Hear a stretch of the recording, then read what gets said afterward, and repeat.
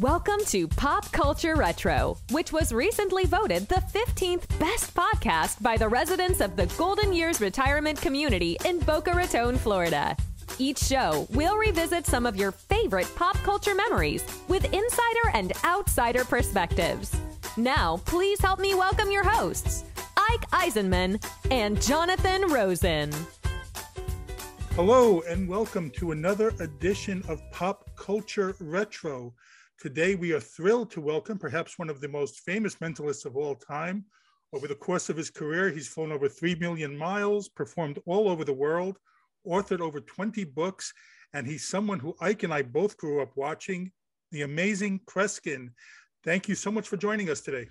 Jonathan and Ike, it's a pleasure to talk to you guys. And the viewers should know that this is the first that we've spoken to each other, except for maybe 3 or 4 minutes. And I want to tell you folks, just in the vibrations I get from these two gentlemen, I dare not read their thoughts in public. I'm only joking, guys. That's the thing that's really one of the, when I appear before some of the socialism groups and what have you, we are losing our sense of humor in the United States today.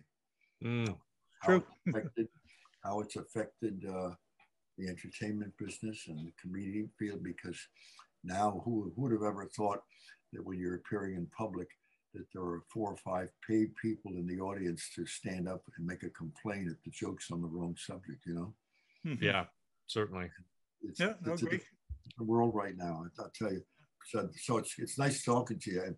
And a man who's worked with the Disney people, that, my God, you are a legend. So you've been in the business about 70, 80 years? No, I'm kidding.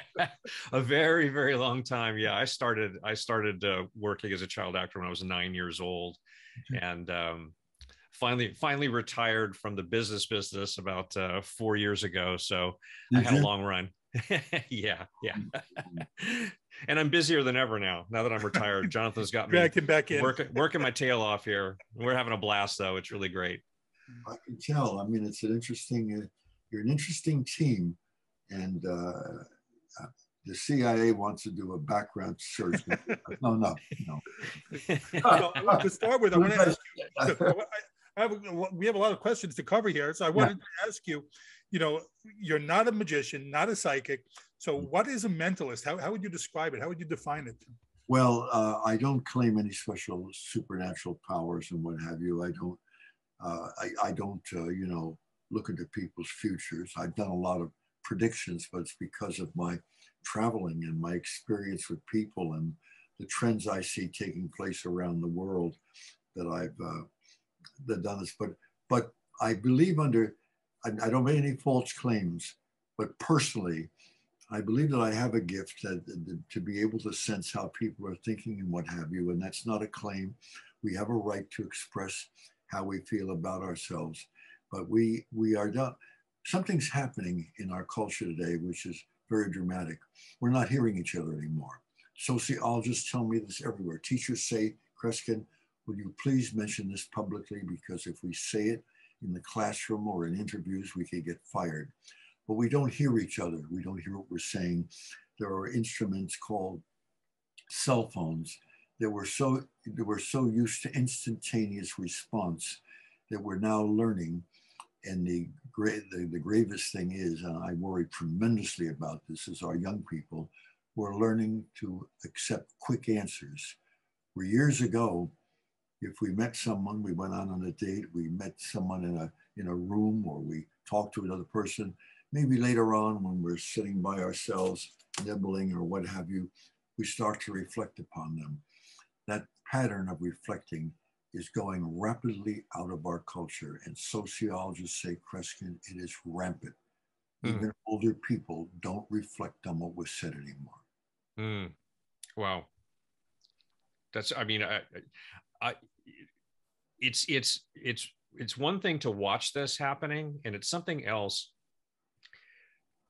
experiencing young people who are entering into it as this is just the norm now. It's just the norm. In that it terrifies me in a big way, and so I share your concern, and I hope that there's a paradigm shift the other direction, because human beings are, of course, social creatures. We need each other more than we need a phone to connect. And I think, yeah, I actually the phone is a fascinating phenomenon, and I like to take advantage of all of it because, of course, simply because of this technology, Jonathan and I both got a chance to revisit our childhoods with you through YouTube, watching your shows that, 15 years ago, that wasn't even a possibility. I mean, it was a possibility, but it wasn't as accessible as it was. So I think there's so much good in it, but there's also a huge negative impact it's having on society.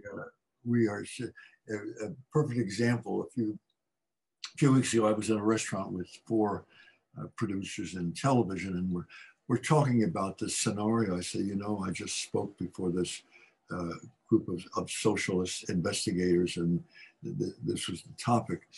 And they said, Kreskin, it's too bad we don't have a camera, a regular camera in our hands right now. We certainly wouldn't intrude upon them with a cell phone out of nowhere, what have you. But look at the other table. And it was a restaurant. It was a pancake house, very, very good pancakes. And there were 4 or 5 teenagers there. Some, I think, were in their 20s, what have you. And they're sitting around the table. And every single one of them is not conversing with the other. They're all talking on a cell phone. And that's the lifestyle today. So my work really is that I've learned to sensitize myself. I've been doing this for a living since I was 8 or 9 years old. And then those days I was only getting $5 an appearance, but I pretty much knew what I wanted to do when I was 5 years old. And gradually the exercise has been that I can tune in on people very, very effectively. And I don't mean to brag about this, but people in the business will tell you this. I've worked with Intel, the phone could ring in the dressing room, I could pick it up and I would know immediately within about a minute and a half, whether it's a serious, humorous, what have you thing, just by the sound of a person's voice, because we do listen to people in ways other than an actual verbal situation. And that's what my career has been about, tuning in on what others are thinking. I can, under certain conditions, and that was why I use the term mentalist, sense what people are thinking and often influence their thoughts. But that's the exciting thing about my work, because, the beginning, the turning point of my life was when I was a kid, 5 years old. I couldn't read. I couldn't read the comic books, but the 200 I have, in some time, the British BBC came to my house and wanted to photograph because I read 4 books a night when I'm home, and I don't speed read. I read thoroughly, but at the same time, I learned from them, because when I was a kid, my mother would be reading these comic books to me, which I've kept a lot of them. You had the Mandrake the Magician was the key comic by E. Falk and Phil Davis. He was not a magician. He was he had hypnotic abilities. He read people's thoughts. He often solved crimes and so forth. And that's when we went out to play at 5 and 6 years old. I didn't play a cop. I didn't play a detective that was in the movies or what have you. I played Mandrake, and I solved crimes that way in the fun I had with my friends.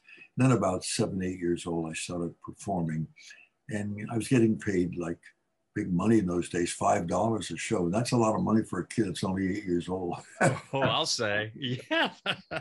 So I've had a very rich career, and I don't stop working. I have a passion for it. Traveling today has become an interesting experience, because you never know if you're flying on an airplane, whether it's a UFO or what. And I'm being sarcastic. It's just travel is different today. Well, it's like you anticipated my questions. Of course, I shouldn't be surprised. I do for a living. No, I don't. I get a kick out of this book that says Kreskin on the back of it. But you know why they have it? Folks, can I tell you, they don't want me to say this, but the reason they have the book up is they want to make sure I don't forget my name. You were saying, now go right ahead. No, you realized that you had a talent for this, like around 5 years old? Is that when? Well, no, not 5 years old. I started playing games, and then something happened in my family. I was in the third grade, and the teacher said, well, I'm going to teach you a game. And she sent Jane Hamilton out of the classroom into the hallway. You know, we're third graders, what have you. And she says, well, you folks, we'll take this book or something, and we put the book in someone's desk and call Jane in. So they said, Jane, we've hidden so-and-so's book. I forget the gal's name. But anyway, it's sitting somewhere amongst your classmates. You walk around and we'll tell you whether you're getting hot or cold. In the game we played as kids, you know, when they got near where the book or the object was, you're getting hot, when you're cold, what have you.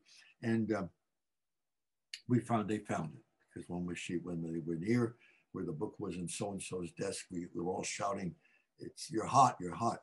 And I was so disappointed not to be picked to play this. So walking home from school, and I had a blessing in school, one of the most valued blessings in my childhood. And the young people don't quite understand this, and parents have forgotten this. I never was driven to school. My school, when I was in grade school, in junior high, and then in high school, we walked to school 1 mile. Bad thing? No, because I see people in other parts of the world that live in cold areas, and you walk through the snow, you have snowball fights and what have you. And this was a healthy, wonderful thing. And I never got a ride to school. I walked, it's bad weather, it was an umbrella, what have you. And we'd meet people along the way. So it became a form of important communication to me. And so one day,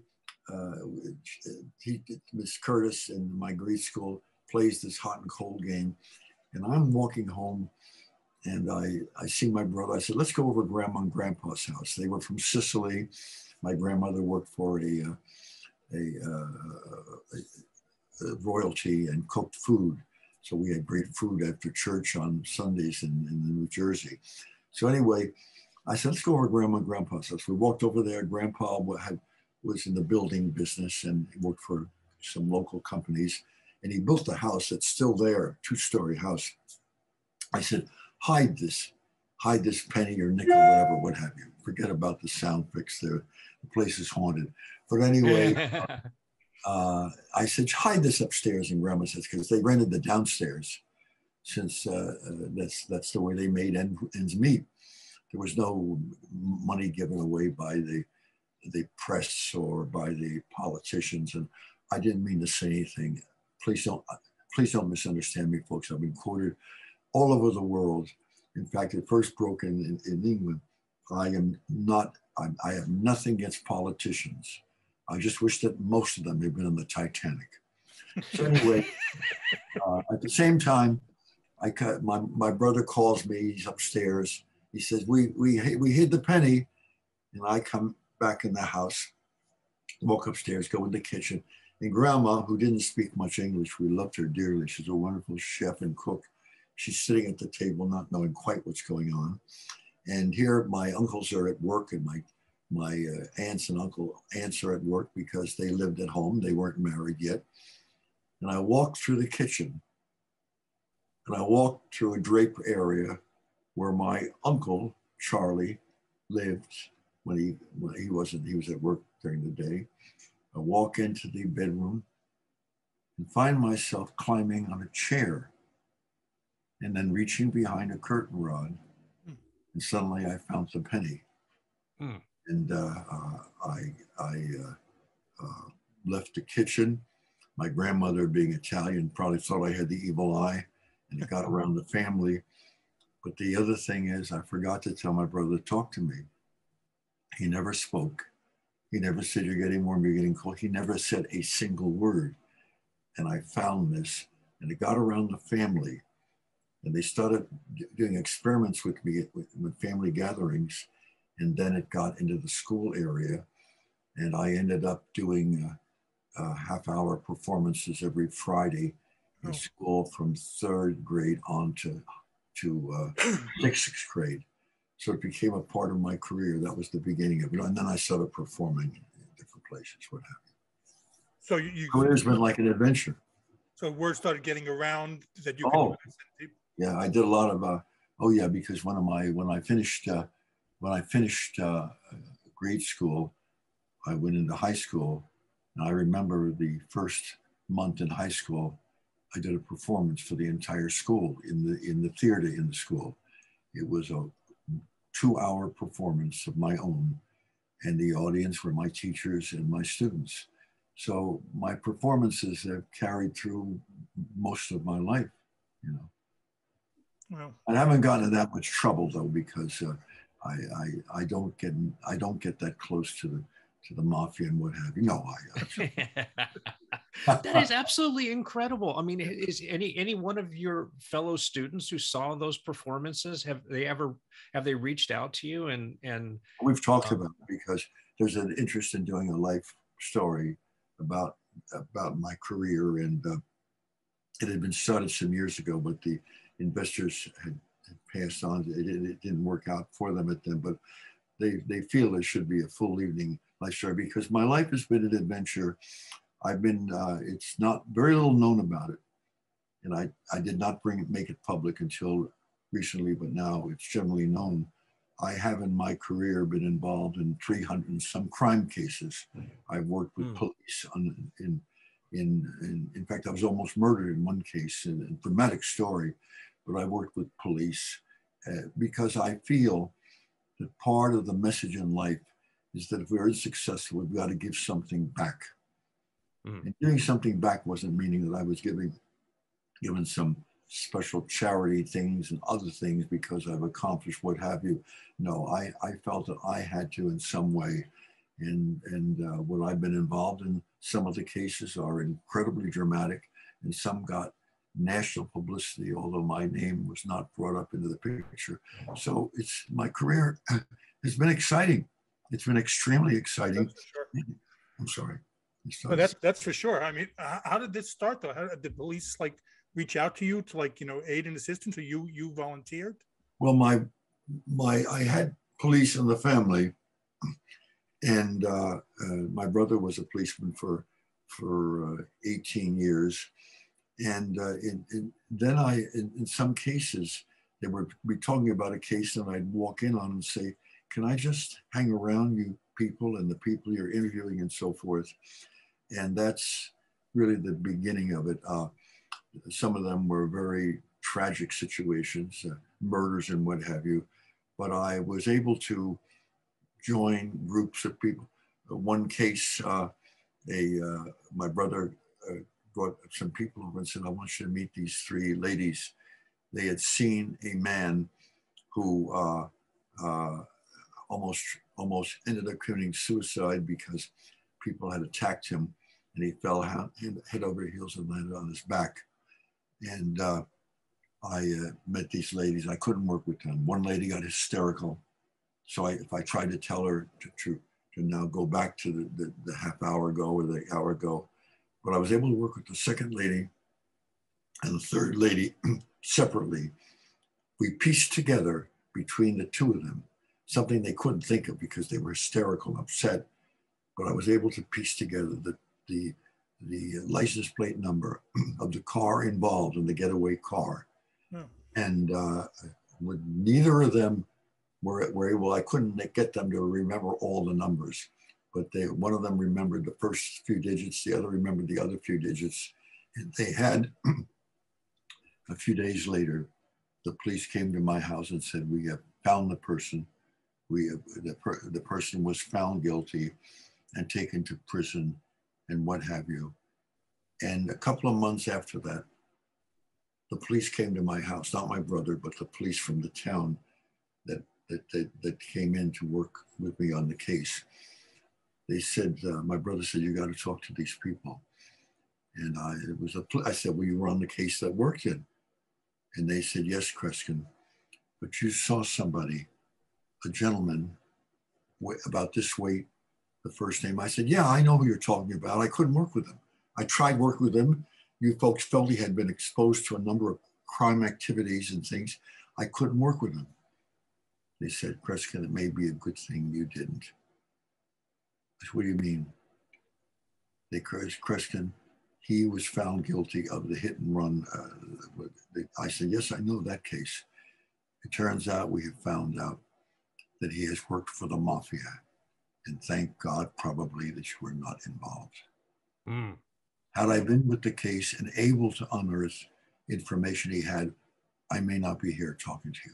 Oh my gosh. I have dramatic stories to tell you through the years that are crazy. Yeah. Oh gosh. That's incredible. Wow. I don't want to overuse the word amazing, but you know. You're welcome to use other stuff. And by the way, folks, I don't want to offend them that I'm not going to read their thoughts. I've been attempting to read their thoughts, but I just don't get that much. Now you got to laugh. I said, gotta laugh. Yeah, I'm trying to clear my mind.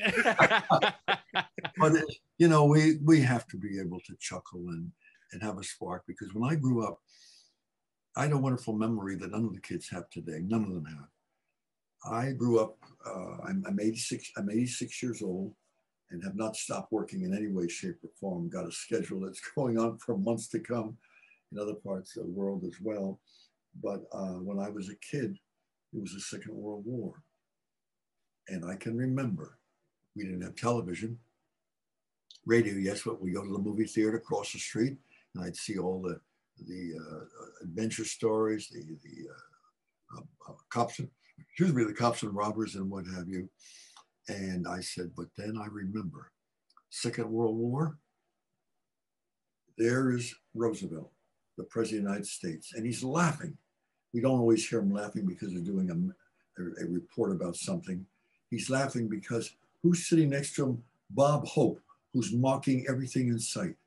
And I remember vividly how our humor was one of the most powerful forces in the Second World War, because even in tragic situations, we were able to laugh at things. We're afraid to do that today, and we are afraid. I know comedians who tell me that they don't want themselves edited and censored because of the planned organized system, the millions that have been spent on censoring our humor and what have you. And it's the millions that have been spent by multi-billionaires who are seeking to break down our culture. Yeah, no, I agree with you. I mean, I see all these things happening, all the cancel culture. But I want to touch base on the Mandrake the Magician thing. You met Lee Falk afterwards. Oh, you know that incident? Well, no, I don't know all the incidents, but you met him. Did you ever tell him? I don't know what incident you're talking about, but do you ever tell you the story? By the time I met Lee Falk, I was in my high school. Was having an event, not at the high school, but some special where they were having a group of people get together, and they called me and said, Kreskin, you always talked about Lee Falk. We'd like to invite you to attend. I said, oh, I never met him before, and I revere the man and the stories and what have you. So I walked in, and it was all reporters. It was people that wrote articles and did interviews and what have you. I recognized a lot of them, but there were a few hundred. And as I walked in, I saw Lee Falk, and I over to him and I said, sir, I just admired your cartoon and the influence it had on me, and a pleasure to meet you. And he says, Kreskin. He didn't even ask my name. He says, Kreskin. Just sit down. A pleasure to have you here. And Lee Falk did question and answers for 3 hours. At the end of the first hour and a half, he stopped everything. I will never forget this moment. It's one of the cherished moments of my entire life. He stopped. He said, gentlemen and ladies and gentlemen, I want to just stop for a moment. I want to tell you something. I said hello to a gentleman that I've known about, and it is Kreskin. And he says, I just want all of you to hear this. Of all the people through the years that I've met, seen, what have you. The only person who's come closest in real life to living and behaving as my character Mandrake is Kreskin. Can you imagine how I was in a state of shock? I couldn't talk. I couldn't my gosh. That's one of the most important compliments I've ever heard in my life. That's incredible. Wow. I don't mean to be bragging. That's not a nice thing to say, but I had to share it with you because. Oh, sir, you are not bragging by any stretch. If anyone had the right to, it would be you. So no, you're just, yeah, no, not a bit. Well, when did you first start? You said you performed for schools and everything. When did you first start getting like this public notoriety that, like, bigger, that people started noticing you and, It started early in my life. It started in my teens. I was already in high school, and I was appearing locally on TV shows and what have you. And then something happened. Carson, Steve Allen, who's one of the finest, I knew the man, and he was the finest broadcaster. He left the Tonight Show and moved to LA and was doing a late night show that all of us were watching, college students, high school students, but I was already performing, but I admired him and what have you. And Johnny Carson took over. And before he took over, Steve Allen had heard about me and decided, let's have him on. He's not known in the rest of the country. He's known in New York and so forth. Let's bring him on. So I was flown to LA to do the Steve Allen show. And I said to the group, I said, my work deals with the mind, not a magic act in that sense of the term. How about if I don't meet him before the show? They said, young man, I hadn't been given the title Amazing. That was given me years later by Carson. But they said, whatever you wished, it'll be fine. So Steve Allen introduced me. We're all interested in ESP and telepathy and the power of the mind. And he's standing on a dais, the way Carson did, the way Jimmy Fallon, all of them did. But the other end of the stage, because there was a stage there. And he says, here is Kreskin. I didn't have the title Amazing. I'm walking towards Steve Allen. And I'm looking towards the camera. Stupid me. Supposedly I know it all because of the local TV in New York. But in those days, in the 50s and the 60s, the cameras were very hot. And there were like 5, 6 bright lights around the frame of the camera. And the men are moving the camera as I'm looking at the camera, and not at the audience, but at the camera, slowly blinding myself like a fool. Oh no. Closer and closer to Steve Allen. Things become blurred and blurred. I trip over the dais and fall flat on my face. Oh my family considers that the highlight of my career. At the same time, they say, you're the right question, what have you, so I'm fine. Well, a man happened to be looking in that night because he taped the Tonight Show always in the afternoon and what have you. And he's with his wife at home in New York. He had moved to LA, and they saw a mentalist, and he decides to watch the show. He sees my walk across the stage, walk across, get to Steve Allen, trip over the dais. He doesn't forget that scene. 8 weeks later, he has a character in a show called Karnak the Magnificent. You remember Karnak? Karnak tripped over the desk in every show. Oh, and he got that from me. In the last show, well, I did 88 Carson shows, but the last show I did with Johnny, I knew he was leaving the show in a month or so, but it hadn't been announced, so we didn't see anything like this. So when I come on the show, it's in LA now. I said, Johnny, it's such a joy to be here. You have made my name more recognizable, even when I'm not on. He says, oh, the mighty Karnak, huh? And the public didn't realize that was the satire of yours truly.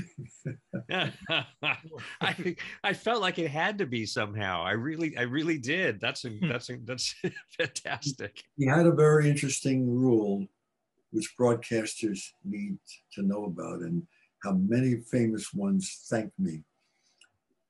Even if he knew the person well, he never allowed that person on his show in his dressing room before the show went on the air. He could have known them. They had been comedians he worked with all the time. No, they didn't. because they be coming in the office and say some, as they see them, and Carson brings up something, maybe they have a remark that's funny. Well, Carson had a philosophy. It's funny. But you ask them to repeat that remark, it's no longer funny or has the quality it once had. Stay a mile away from it and let the things happen spontaneously. And I have comedians who have met many times people coming off a tour and talk to them. They say, Kreskin, I will never, after the shows I'll have them in, but not before the show. Well, that makes an incredible amount of sense. Carson was a remarkable man. He heard everything that took place on the set when the directors were taking place and the directors were talking. He was a perfectionist, but he was also a remarkable listener, and he was a brilliant man. What, you know, he had a magnetic quality that you can't necessarily teach that in a person. When you work, and I know a lot of the people who work in television today on the talk shows, they say, they'll call me and say, Kreskin, look into. Johnny would have been flustered when he saw this. You see people walk on the set of the show. They're the guest, famous person, but they forget when they sit down to unbutton their jacket. They forget to leave something loose when it should be. They haven't been taught, which is why in the movie industry eternally, even people who never dance, and Arthur Godfrey, the most powerful figure in broadcasting history, Steve Allen said, you must do his life, the public will forget him. But a lot of them, Godfrey including, in the movie industry, were making their actors and actresses take dancing lessons. Not that they ever dance, because some of them are not dancers, but they learn to walk, because walking on a stage is part of the acting drama. You had a relationship with Carson off stage as well, off camera? I tripped on the floor on one show, and there I sat, you know, and I was mocking myself, and Carson said it was all over. That was a great routine, Chris. I didn't trip because I wanted to. I fell, but you go on with the show. You don't do it.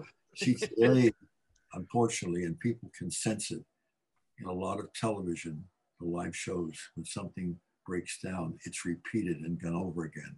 No, you don't do that. Part of the skill of show business is to work with the mistake and make it work for you. You know what I'm saying? Yeah, use it. Absolutely. Absolutely. I don't want to say anything about the mistakes they make a dozen times. No, I don't want to.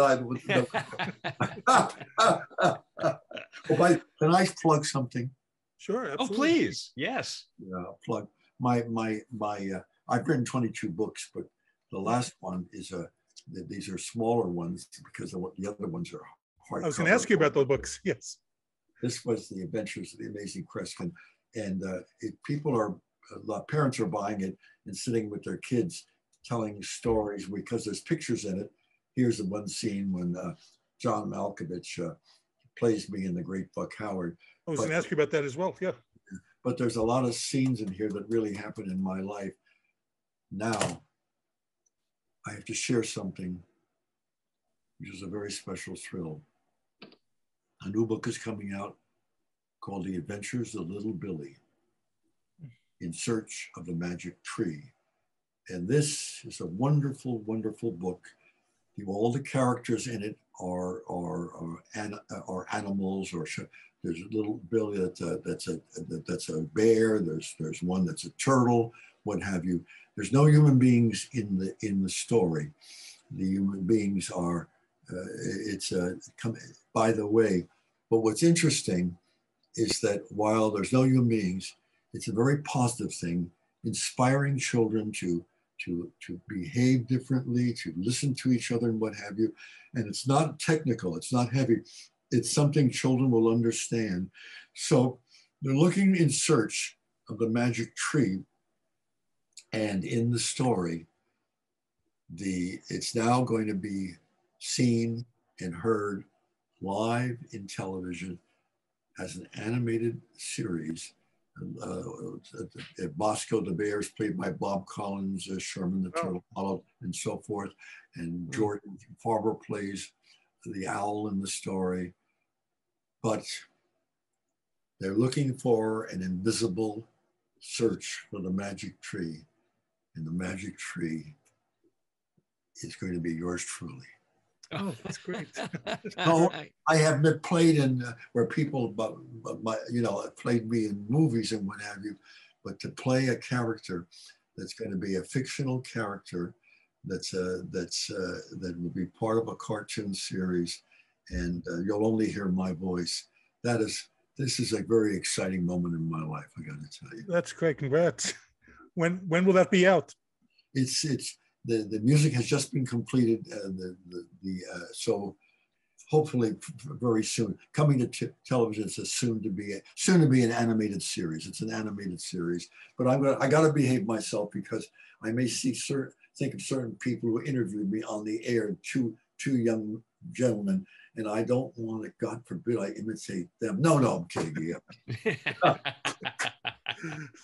Oh, that's a blast. That's wonderful. What an honor. That's so thrilling to me, and you'll hear my voice, but you won't see me in any way, shape, or. And what they're looking for, and the irony of it is, this invisible person who turns out is in real life Kreskin, as they point out in the movie, the magic tree. It's a tree, but the person who plays the tree is the amazing Kreskin. So my life's been exciting. It's to stop.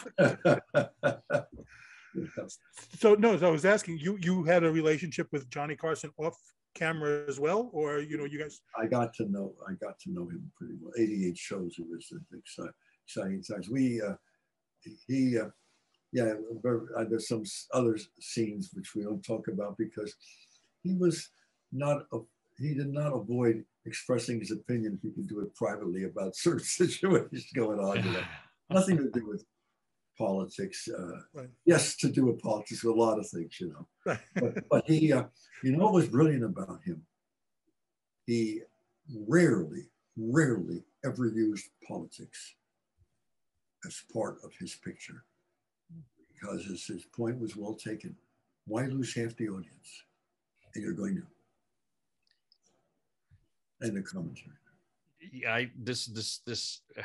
Not to go down that road too much, but it baffles me. It really is baffling. Because that instantly happens the second you do that, you lose half your audience, and you lose half your audience, and it's common. People tell me incidents where it's the case like that, and he wasn't naive. He wasn't shunning everything, but he felt he was there to entertain. That's what he was booked for. He got involved in some very serious issues, which dealt with not so much politics, but how life was going and what have you. But he really understood, and he was very particular. No politics in this time around. So I can't speak about two gentlemen I've spoken to on the phone in recent minutes. I love my work, but I've learned from all these people because he was a great, and he really was the most proud to done. I have to say this because I've been with Mike Douglas, who was tremendously helpful to me and it became part of my life. I was on the Mike Douglas show more than anybody else in history, and they had a new ruling on the show. Roger Ailes, who helped found some of the shows that are on today from other areas of work, but at the same time, you learn from these experiences and you build on them, and they become very, very valuable. I'll tell you, I love my work, and I have not forgotten the people. Mike Douglas was, Roger Ailes came to me and said, Kreskin, when you come on, we bring up a topic that we hadn't discussed is going to be one of your favorite topics that day. I said, yeah, I noticed that. I said, does it bother you? They said to me, I said, no, in fact, I feel at home with him. They said, that's what we sensed. From now on, when we have you on the show, we're going to bring up a topic and just see how you banter with it and what had it, because you seem to be able to spark interesting views on subjects that you're not even authority on. And it gave me a lesson in my life. So in my television series, which was on 5.5 years, I had a ruling that a topic would be brought out of nowhere. And if I didn't know how to handle it, I would joke about it and they would get a kick out of it. We learn from mistakes, and we learn from tapping into our resources, you know? I'm letting you know things about me that I haven't rarely spoken about, and I got to be careful because these guys, I'm not saying, I don't want to suggest that they practice any kind of blackmail, because I've been told that they don't do that on the air. I'm sorry. Well, you also had you were on with Bob Hope a lot, and Letterman you did a lot. Oh yeah, and you name him, and Merv Griffin. Oh my Merv Griffin, right? Merv Griffin, I would be called in the middle of his show because I lived in New Jersey, and say, Kreskin, so-and-so couldn't make it to the show. Can you come on? And he reminded me many, many times that I'd walk on the show, never knowing I was going to be on that night. Wow. You know, but yeah, the business has been very, very good. And it's a very exciting business, a very challenging one. But you know, we don't want to abuse it. We don't have to give out false news or distorted news and what have you. And I would rarely use it to threaten anybody unless I had ill feelings about it. No, I wouldn't do it. Unless I had ill feelings. They're going to quote me, and they're going to take, God, folks looking at, can you imagine if they say some of these remarks out of context? And, oh my God. Of course. Yeah. Of course they said. Did you hear what they said? Of course. Oh my God. Context is everything. And you also had a friendship with Regis Philbin? Oh yeah. Oh, Regis, we had a very deep, Regis was a wonderful person, very inspiring, and we met a lot alone at restaurants just to talk about things going on. Yeah, I miss Regis very much. Did you know Regis, either of you? Of course. I Not know met him. I know him, but right, I never had the opportunity to meet him either. I mean, what an incredible, what a powerful personality. I mean, my gosh, you know, he was a major force. And he had, I have to tell you, he had heart in what he did. He really had heart. He never wanted to offend people. He didn't agree with everything people did or so forth. But there was a special quality about Regis, and he was one of a kind, no doubt about it. Well, also, now you're famous for having your check hidden at the end of shows. What made you start doing that? You have to ruin the future of my career. I'm going to lose all my money. My God, these guys are... No. What happened was it's become a feature in almost every show I've done since my late teens. Unless they're shorter shows, but a lot of my programs are full evening shows that run 2 hours in length or 2.5 hours in length. But one of the features in my performances is that I gather from the audience a committee of strangers that I never met before, unless I'm doing a return engagement, and I do shows in people's homes during the blackout period because of the pandemic thing, when so many people, performers, were not working and what have you. I continued to work, and it was a great benefit for people who hadn't seen movies or hadn't seen anything else, because they hired me to perform in their homes. One man just recently gathered 38 people, paid for the cruise, because he couldn't get them to his house. Some lived in other parts of the country, and he had sets put in their TV rooms so he could interview me and bring back the memories of that pandemic thing when they couldn't go anywhere else, and they had to do it by television.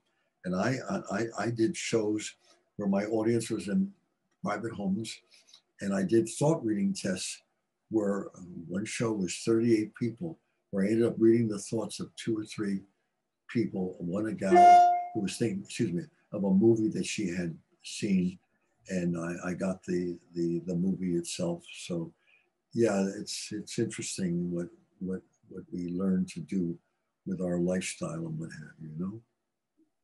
As it now, it's backfired very rarely. You hiding the Well, check. the check Right? test. Oh, let me tell you, I apologize. Yeah. I, in my performances, take a committee of 4 or 5 people. Usually it's 5 because one of them acts as an escort. Whether it's now if it's outdoors, there could be 10,000 people outdoors or 8,000, what have you.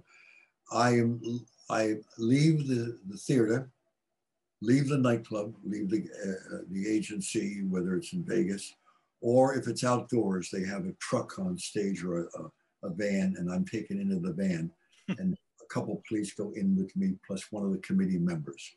The bottom line is I'm out of the theater. I don't know what's going on. And the committee, as I've explained to them, takes my check and hides it anywhere in the entire theater. A place must be accessible. I must be able to get to it without being in any danger. I don't climb walls and things like that, and what have you. But the committee, the 4 of them must know where it is. The entire audience sees the incident, but I am outside the theater, guarded by one of the members of the committee who no longer sees the hiding of the check. They're outside with me, plus 2 or 3 people from the audience who, when I'm brought back and verified, he saw nothing, he heard nothing, he has no idea, neither do we, where the check is hidden. All I do is admonish 1 or 2 of the committee members. They don't speak to me. I say, I just want you to concentrate on where it's hidden. In your mind, you concentrate. And I lead them through the theater. Carnegie Hall was 4 balconies. And I lead them through the theater. And if I do not find my fee, I don't get paid. It's a hell of a way to make a living. And the legendary stories can be part of a movie, which they should be part of a movie that's going to be developed. Because when I was working at a university, I've done 1,000 university shows in this country and 1,000 in the rest of the places around the world, what have you. But the show was in a gymnasium because they could not, they had a large crowd. Parents weekend, and it was the teachers that were there and the students as well. So they had it in a gymnasium, and people sat on the floor on mats and sat in the bleachers, and they put a metal stage up there because it was a large gymnasium. I come back in the gymnasium. I say, one of you just follow me, don't say anything. I walk through the gymnasium. I come upon a man, an elderly gentleman. I suspected he was a parent or what have you, but he could have been a teacher. And he was sitting on the lowest step of the bleachers thing. And I have him stand up. And I said, would you open your mouth? No check.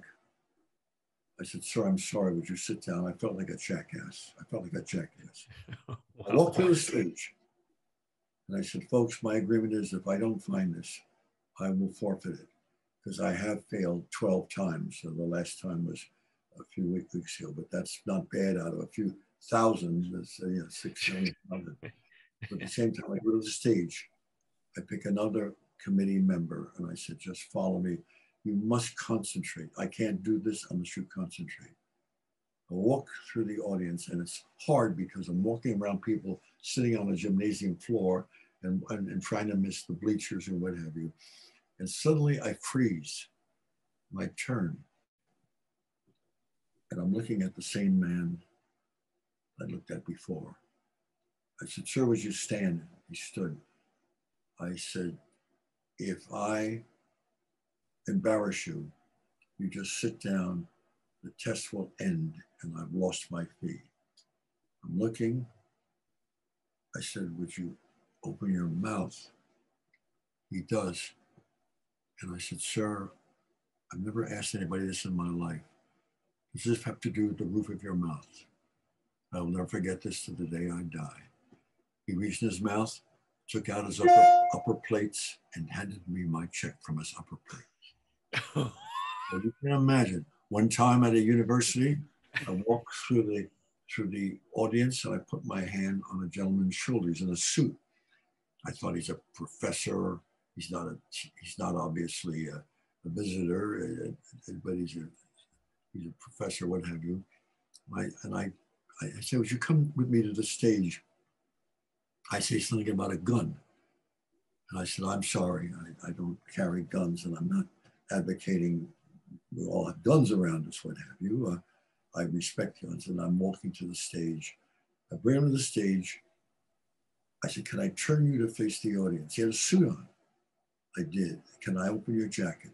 He said, if you're careful, Kreskin, he opened the jacket. It turns out he was a plainclothesman. He was wearing a shoulder holster, and the gun was in the shoulder holster. Mm. I said, can I take the gun out of your holster? He said, if you're very careful, Kreskin.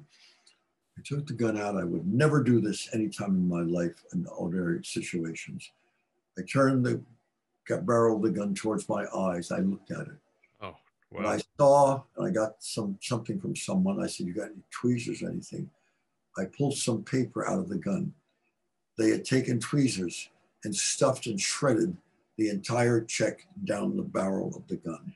They gave me a new check and what have you, but that's where it was. So you can imagine, and some of the cases I don't talk about that readily because a number of medical conventions in which the audience consisted of doctors and people who worked as nurses and what have you, I found it on the person and physically went to access it, and I will not explain exactly where in her outfit I reached, but I did pull out the check.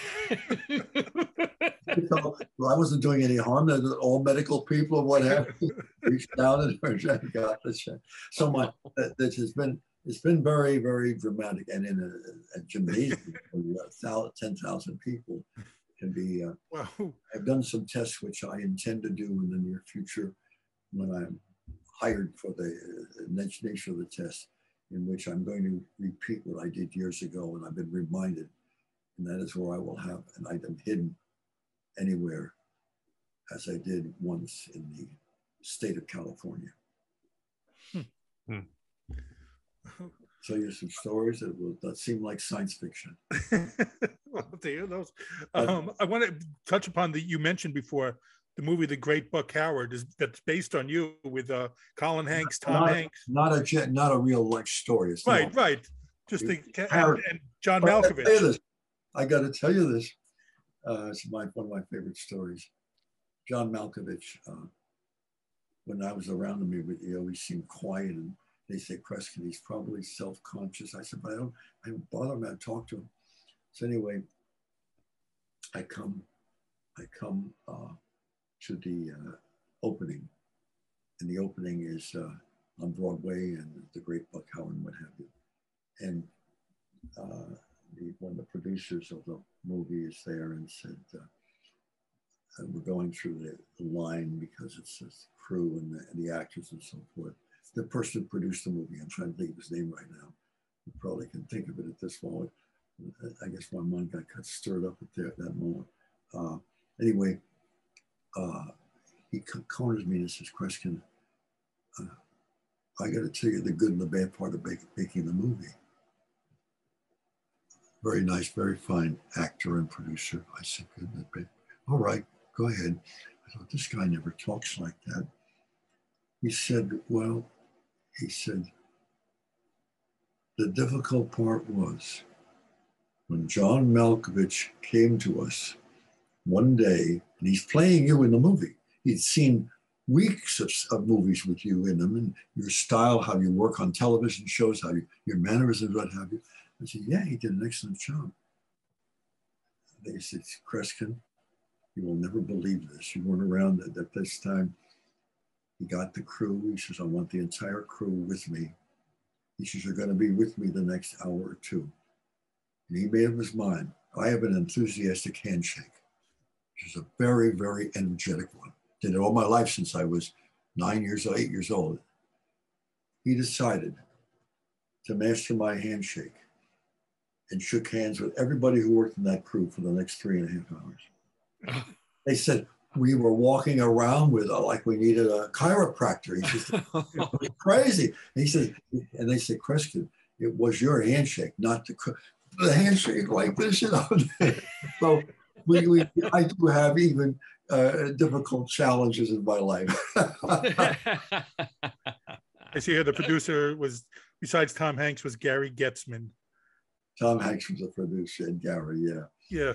But Tom Hanks said, Kreskin, we were in agony. This guy, I said, he said, yes, shook your hand, Hanks said it was a nightmare. So anyway, so the check test has been an exciting feature in my life. And of course, as you can understand, it becomes more challenging when I come back to the same university a second year. You don't think that they plan and think about it more and more and more. They try to be more ingenious than ever before. By the way, one of the failures, around 12 failures, but one of them took place, and I didn't feel right about the thing. And I said, gee, I know you people concentrated, and a committee of 5 or 6 were conversing and come over and say, Kreskin, we want to tell you, we would like you to do the test again. So what do you mean? They all agreed to think of the wrong place. And of course, it would be impossible. And I shouldn't perhaps advertise this now, but common sense would tell an audience this, because they have been thinking of the wrong place. And we did the test over again, and I found the check, which was, thank God, dramatic and meaningful. So it has its pluses and minuses. Another time, and by the way, that university, I got, and I have them in my home, in a room, I got over 1,000 letters from students apologizing for the incident. Isn't that interesting? So touched that they said, and they weren't long letters. They said, Kreskin, we apologize for what happened. So, but there are people I could work with who maybe be incapable of even remembering where they hid the check. I don't want to point anybody on camera. No, that would be me. That would be you. I would hide it so well that I would probably forget where or at least try. But that's really fascinating, because I did in revisiting your shows, and I remember even watching your performances. You tell where I was as a child. Could you tell when I was having difficulty? Because there was time when I was. Well, no, I mean, just with how many times you reiterate and try to make sure people understand that these are not plants, you don't know these people, that you have no relationship with them, to like the constant need you clearly had to have to prove to people that what you do is genuine.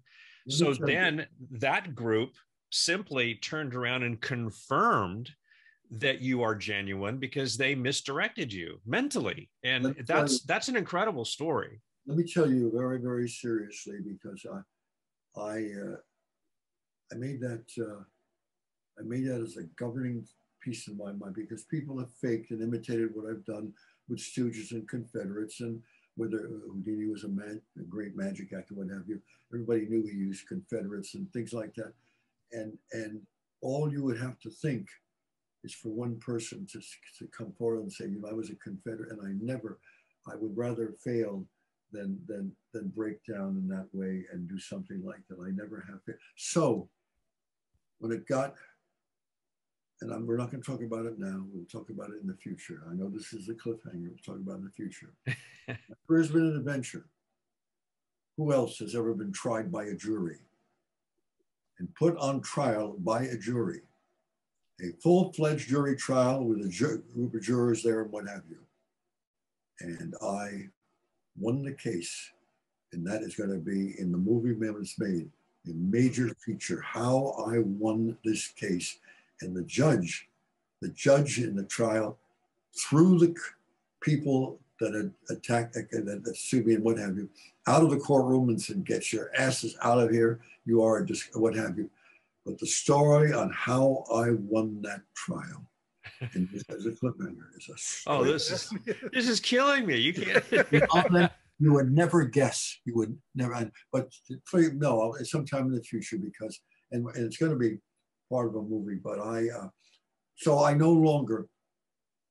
I had offered $20,000, so $50,000 to anyone who could prove that I employ paid secret assistants or confederates in my career. I no longer offer that. I no longer offer that money anymore. And nobody has tried to collect the money from me, which is unusual. Mm-hmm. You would think somebody would, since when I dropped that offer, I now offer $1 million. Mm. And you would think somebody at this place. Oh, yeah, sure. They're not going to, because behind the scenes, enough has gotten out that anybody that tries to prove that and collect that kind of money is going to worry, because the gal and the two others that tried to sue me then that trial, they lost their life savings. No. I don't. My career, I treat my work very seriously. Sure. When I put that money out, it's not a joke. It is not a joke at all. Well, I went through. I'm sorry. Yeah, okay, I went through your tweets, and I follow you on Twitter. I went through your tweets. So there are several there about UFOs. So we believe. Oh, that's another story. Have I seen UFOs, Shabib? Yeah. Well, have you? I mean, do you believe that? No, I haven't. But my commentary is this, because I did many shows, scores and scores of shows on UFOs, because years ago in radio, some of the nighttime shows, a whole hour, like you're doing, shows that are very interesting in the subject matter and so forth. It's returning now. There's a great interest in UFOs and so forth. And my feeling is this: how can we be so arrogant to think that we're the only intelligence in the universe? How in God's name can we think that? I knew people. Arthur Godfrey told me of a UFO scene next to it, and I got to know him extraordinarily well, because he was one of the most influential figures in my entire life in show business. So, but I think it would be a blessing if we suddenly found absolute evidence of UFOs, because people are saying, well, they could be more dangerous. They could be more. Hey, if they're going to be dangerous, they had enough time to do it by now. I think this may offer a greater security to our culture, that there's more to this culture than certain two people who influenced me on the radio and on TV, and are looking at me right now in the face, Well, I mean, look, I believe, and Ike famously played one. So, yeah. In a movie or in a movie, he was at his biggest. What was the movie? What was the movie? Escape to Witch Mountain.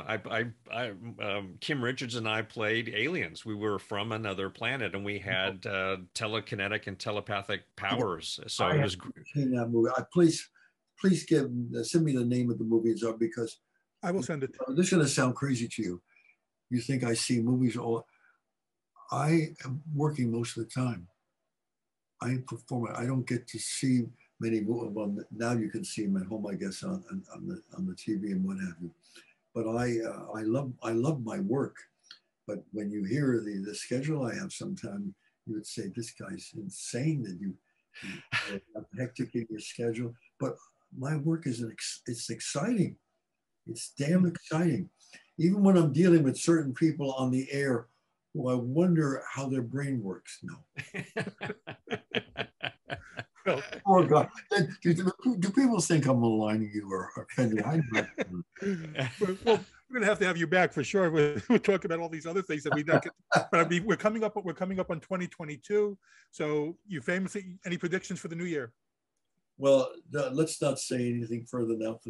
I'm going to make predictions as it gets closer to the last weeks of this year. I made in the past some very dramatic predictions, as you probably see from the one of the most dramatic was,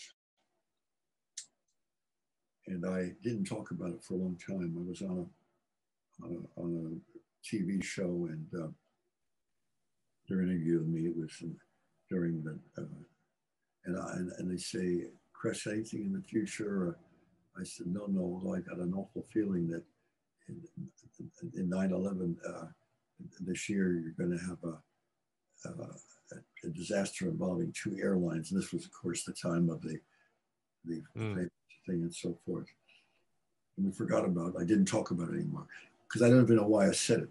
Some of the predictions I make are said unexpectedly. You can imagine the day after 9/11 hit New York, and I'm interviewed by some officials in the intelligence service. Why did you say this? And why did you? And I said I was afraid to talk about it. And they said, was there any reason why you mentioned at the beginning of the year, you know, that this would happen? I said, no, it just came to me spontaneously.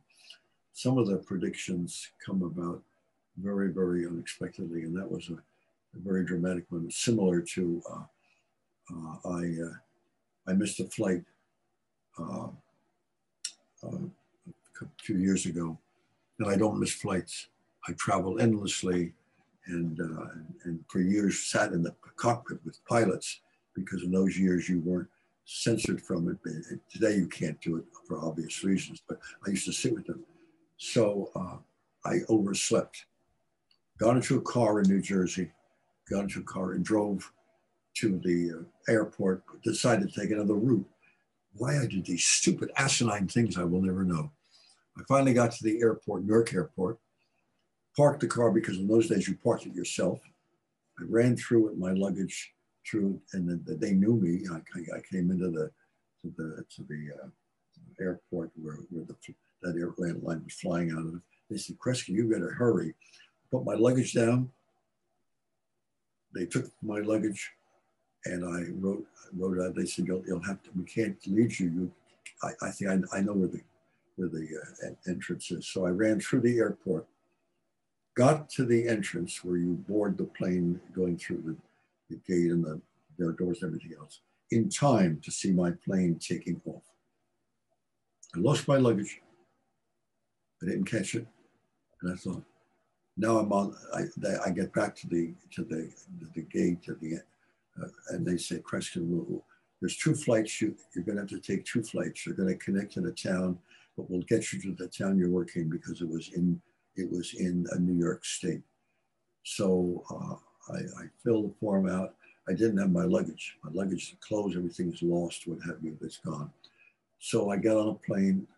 I change flights in this plane, and I get to the airport where I'm going, and they pick me up, and I'm at the airport, and I'm in the theater. It's a nightclub, and it's filled and packed, and I don't have my dress suit on or anything else, and I'm about to go on, and the guys are going to go out to introduce me, and suddenly there's a knock at my dressing room door. I open the door. What the hell's going on? It's the police. They walk inside. They put these packages down and say, "You're Kresge, aren't you?" They said, "Yes, we found your luggage." And we found out by calling your house where you were appearing. And since it was here in this state, we wanted to drive this to you. It turns out my plane, the one I had missed, had crashed in Pennsylvania, in New York State. And I don't know what condition I would have been in, and here they brought my luggage. Is that a crazy story? I have no idea why. I had no feeling that shouldn't get the flight or what have you. So things I can't explain, some of the things in my life, but then I can't explain some of the things people I agree to be interviewed by, and when I'm finished thinking, oh my God, these were I like you guys. I like your chuckling too. Look, I mean, thank you so much for doing this today. I mean, it's been an absolute pleasure. I grew up watching you, and Ike as well. Ike will speak for himself, but it's an absolute pleasure to get to speak to you. Thank you so much for doing this.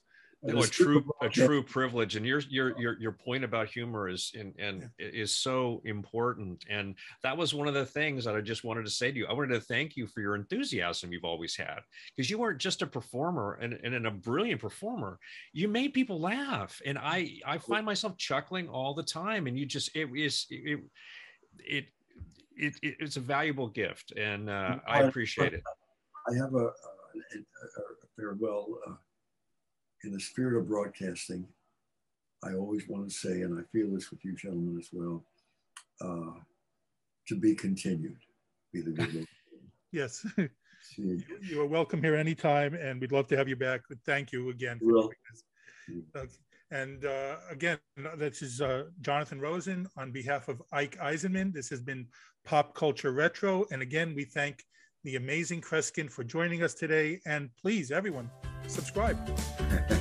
Thank you for listening to Pop Culture Retro, where no one was hurt during the making of this podcast.